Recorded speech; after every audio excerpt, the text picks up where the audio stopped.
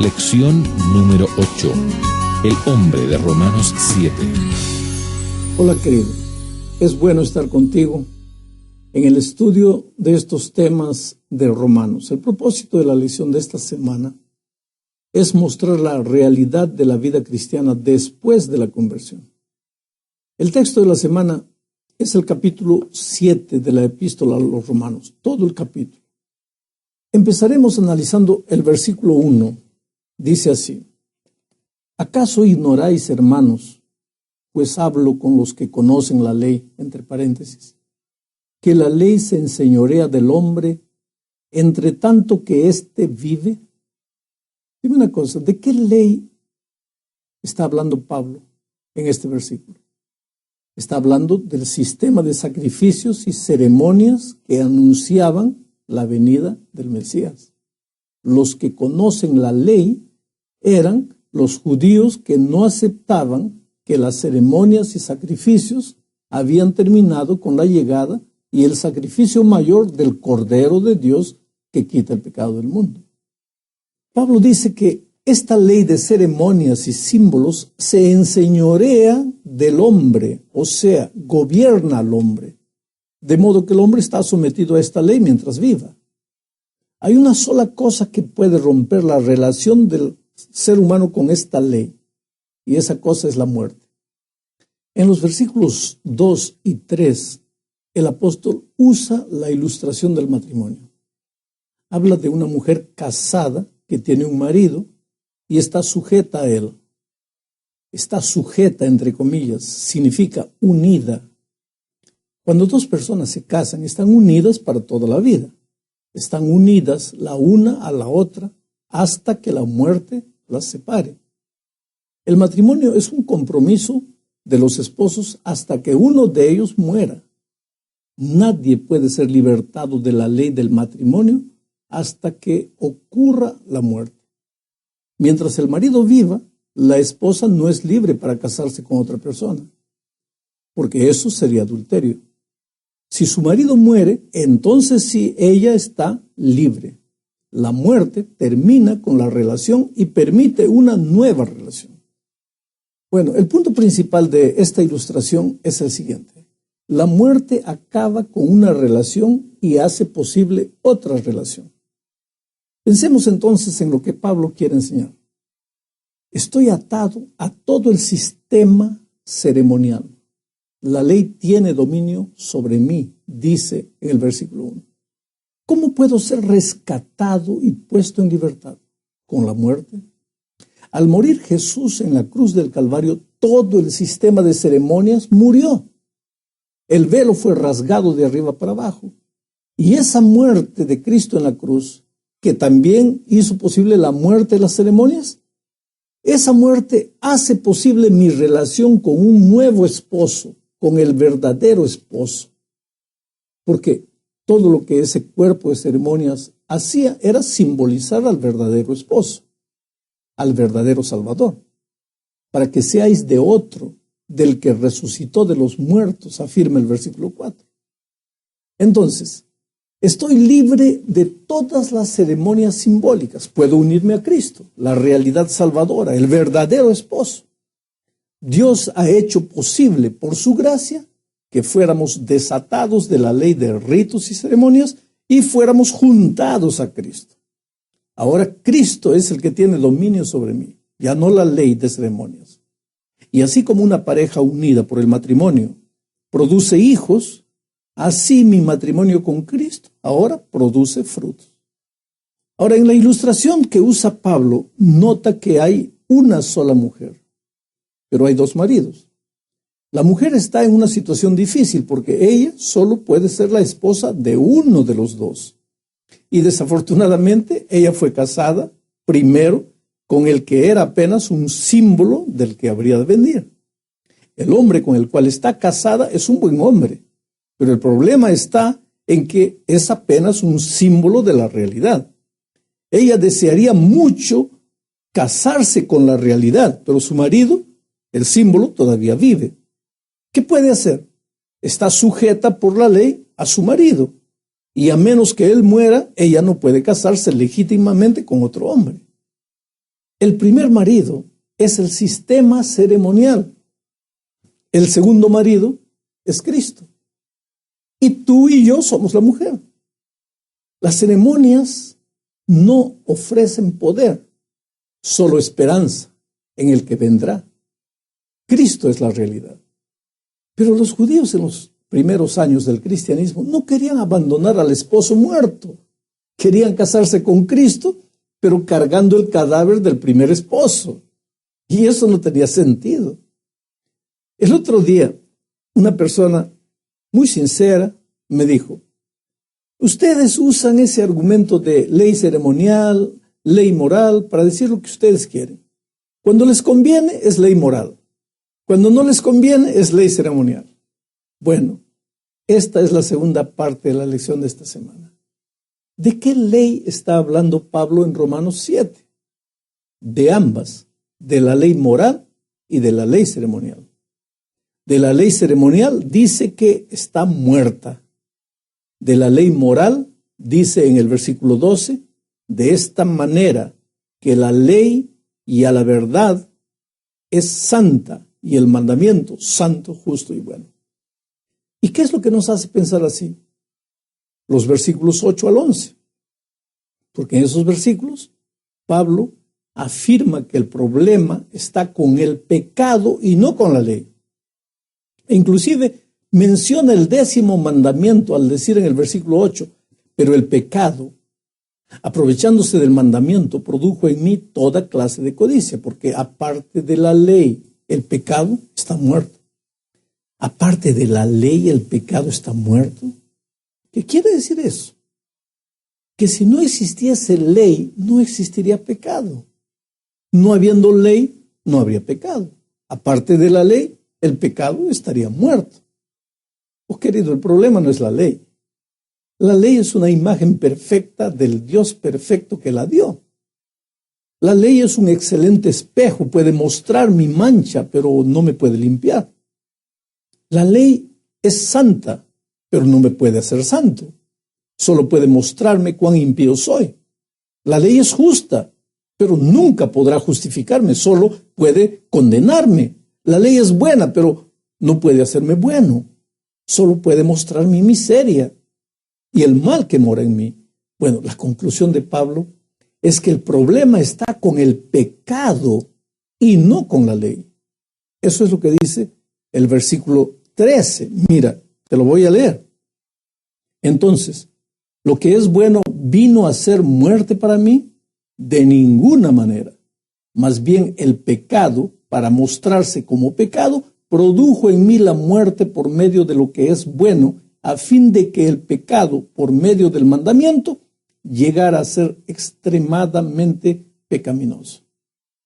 ¿Por qué el pecado llega a ser extremadamente pecaminoso por medio de la ley? ¿Por qué? Porque la ley es como un espejo que muestra las manchas horribles de la vida. Si la ley no existiese, pues el pecado pasaría como si no fuese pecado. Pero la ley hace el pecado extremadamente visible, muestra mi realidad. Esa es la realidad. Vayamos ahora al versículo 14. Dice lo siguiente: sabemos que la ley es espiritual, pero yo soy carnal, vendido al pecado. La ley es espiritual. No hay problema con la ley. La ley no es carnal. El verdadero problema soy yo, dice Pablo. En el versículo 14, el pronombre yo es enfático. Yo soy carnal, vendido al pecado. Yo soy un esclavo del pecado. Yo. Nota cuántas veces el pronombre yo es repetido en los versículos siguientes. Nota también que en el versículo 14 Pablo dice, yo soy carnal. Él no estaba hablando de su estado pasado, cuando era inconverso, sino de su condición presente.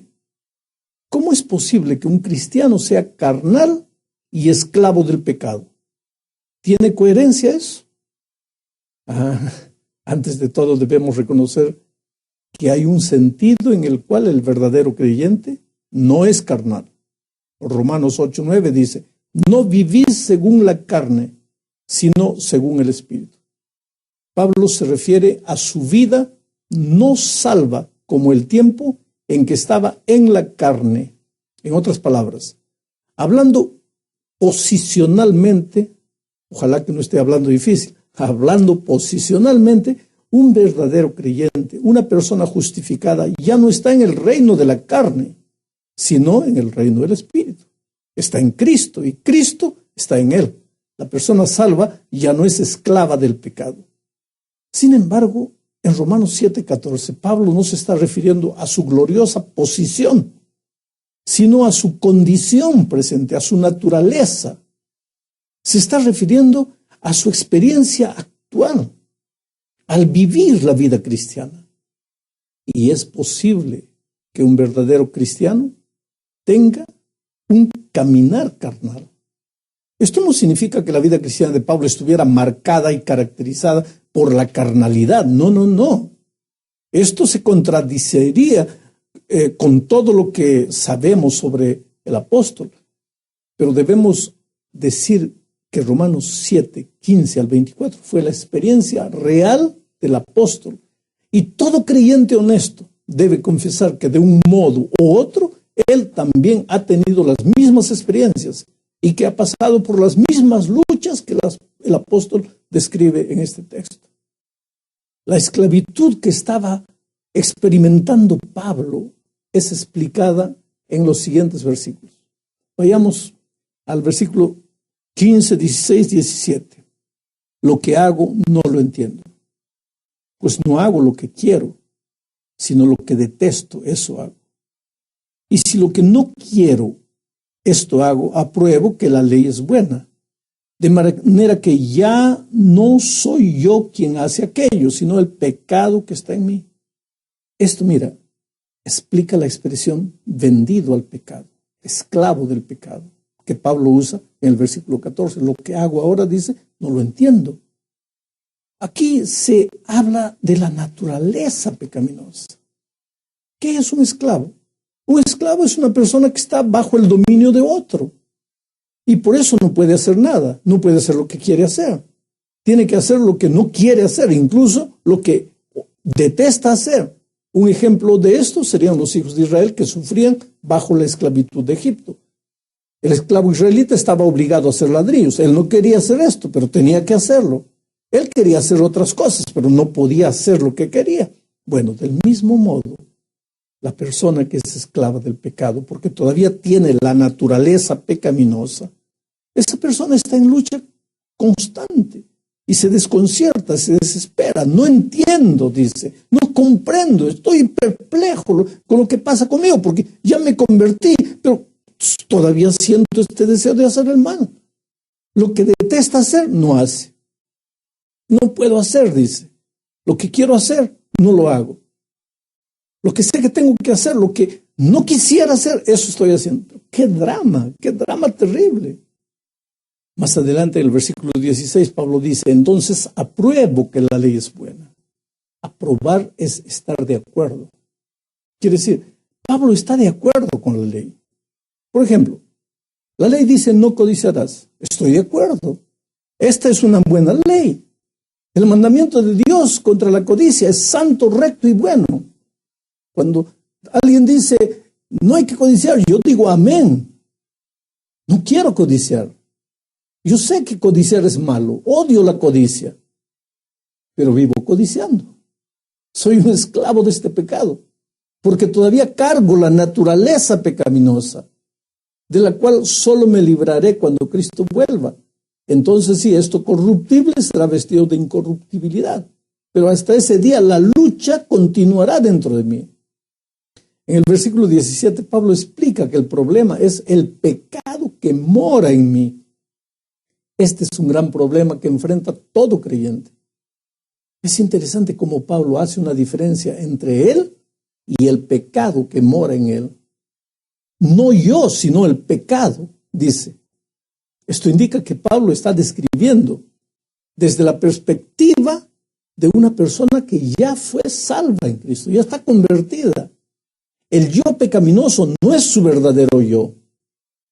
Pablo era un hombre nuevo en Cristo, pero el viejo Pablo, la naturaleza pecaminosa, era responsable del pecado.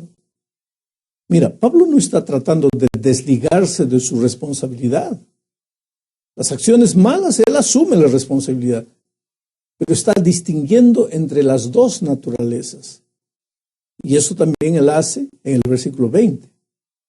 Pero vamos al versículo 18. Ahí en el versículo 18, él dice lo siguiente. Y yo sé que en mí, esto es, en mi carne, no habita el bien, porque el querer el bien está en mí, pero no el hacerlo. Literalmente podría traducirse, ninguna cosa buena mora en mí. Esta es una frase dura, pero todo creyente necesita ver esto y creerlo. ¿Por qué tenemos el paréntesis aquí en el texto que contiene las palabras, esto es, en mi carne?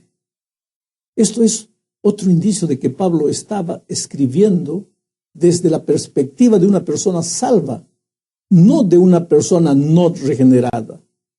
Pablo tenía que hacer esta aclaración entre paréntesis, porque él sabía que además de su carne pecaminosa, algo o alguien muy bueno moraba en él.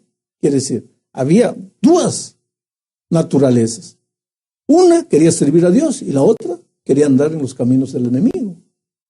Querer significa desear, tener la voluntad de.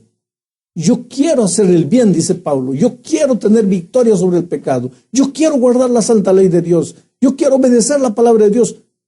Pero yo no tengo poder para hacerlo. Soy débil, soy impotente, no puedo hacerlo. Soy absolutamente incapaz de vivir la vida cristiana. ¿Ya sucedió eso en tu vida? La nueva criatura en Cristo tiene ganas de hacer lo que es bueno, de hacer lo que es justo, de andar en los caminos de Dios, pero no tienes poder. El problema es lo que sucede en el momento de la conversión. Mira, muchos cristianos tienen un concepto equivocado de la conversión. Piensan que en la hora de la conversión, te voy a explicar. En la hora de la conversión sucede lo siguiente. Cristo viene y saca la naturaleza pecaminosa, que es la fuente de los deseos malos, y la arroja de nosotros. Ahora nacemos en Cristo, somos una nueva criatura, sin naturaleza pecaminosa. Ahora, si no tuviésemos naturaleza pecaminosa, ya no tendríamos ganas de pecar, porque ¿cuál es la fuente de los deseos pecaminosos? La naturaleza pecaminosa. Pero si en la hora de la conversión Cristo arrancase esa naturaleza de nosotros, pues la vida estaría linda. A partir del momento de la conversión, pues ya no habría pecado, ya nos volveríamos angelitos, iríamos para el cielo. ¿Qué hacemos más en esta tierra? Pero en la hora de la conversión no sucede eso. Infelizmente no. Es verdad que Cristo mata la vieja naturaleza, pero no la extirpa de nosotros. Se queda el cadáver ahí. Y tú ya me has escuchado hablar muchas veces de eso. A medida que vas alimentando, la naturaleza pecaminosa vuelve a resucitar, se vuelve a poner fuerte. La tragedia del cristiano es que alimenta más la naturaleza pecaminosa y no alimenta la naturaleza de Cristo. Por lo tanto, en la hora de la lucha, la naturaleza pecaminosa vence a la naturaleza de Cristo. Pero esa lucha, queridos, es una lucha que nos acompañará hasta el fin. Dios te ama mucho. Nada está perdido. Tienes que aprender a vivir con esas dos naturalezas. Pero pastor, ¿hasta cuándo? Hasta cuando Cristo venga. Cuando Cristo venga, sí. Esto mortal será vestido de inmortalidad. Esto corruptible de incorruptibilidad.